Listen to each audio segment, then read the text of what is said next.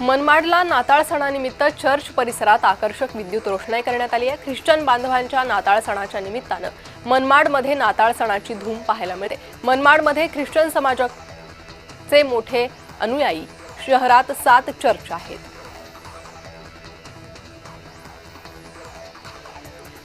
महाडिक कुटुंबाची तिसरी पिढी अखेर राजकारणात सक्रिय झाली आहे। कृष्णराज हे धनंजय महाडिक यांचे पुत्र आहेत। कृष्णराज महाडिक कोल्हापूर मनपा प्रभाग क्रमांक 3 मधून लढणार आहे, अशी माहिती सूत्रांनी दिली आहे। नवी मुंबई आंतरराष्ट्रीय विमानतळावरून आजपासून देशांतर्गत उड्डाणं सुरू झाली आहेत। वार्षिक 9 कोटी प्रवाशांची क्षमता असलेल्या या विमानतळावर पहिल्या वर्षी 2 कोटी प्रवाशांचं उद्दिष्ट ठेवण्यात आलंय।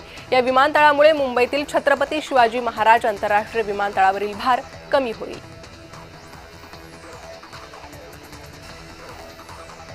भारतीय पुरुष हॉकी संघाचा उपकर्णधार हार्दिक सिंग याची या वर्षीच्या खेलरत्न पुरस्कारासाठी शिफारस करण्यात आली आहे। तर विश्वचषक विजेती बुद्धिबळपटू मराठमोळ्या दिव्या देशमुख हिच्यासह एकूण 24 खेळाडूंची अर्जुन पुरस्कारासाठी शिफारस झाली आहे।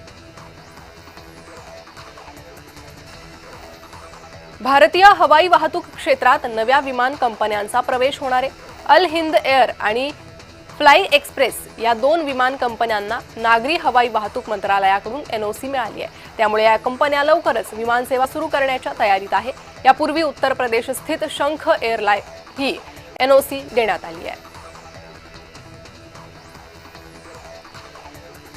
बंगळुरूमध्ये प्रपोजल नाकारल्यानं तरुणीला मारहाण केल्याची संतापजनक घटना घडली। संपूर्ण घटना जवळच्या सीसीटीव्ही कॅमेऱ्यात चित्रित झाली आहे। आरोपीनं तरुणीसोबत अश्लील चाळे केले, त्यानंतर तिच्यावर हल्ला केला।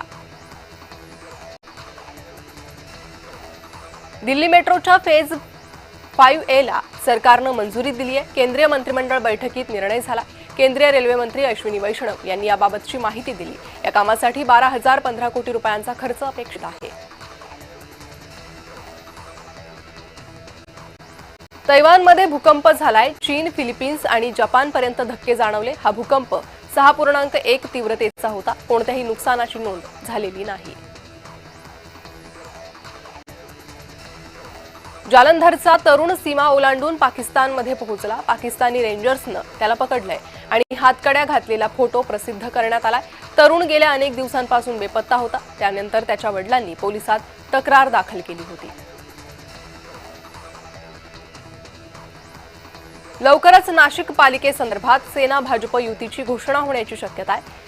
मुख्यमंत्री फडणवीस, उपमुख्यमंत्री शिंदे, मंत्री गिरीश महाजन आणि मंत्री दादा भुसे यांच्यात बैठक झाली। शिवसेनेला 25 ते 30 जागा सोडण्याचा भाजपकडून प्रस्ताव असल्याची सूत्रांची माहिती आहे। मात्र सन्मानपूर्वक जागा मिळाल्या तरच युती होणार असं सांगण्यात येत आहे।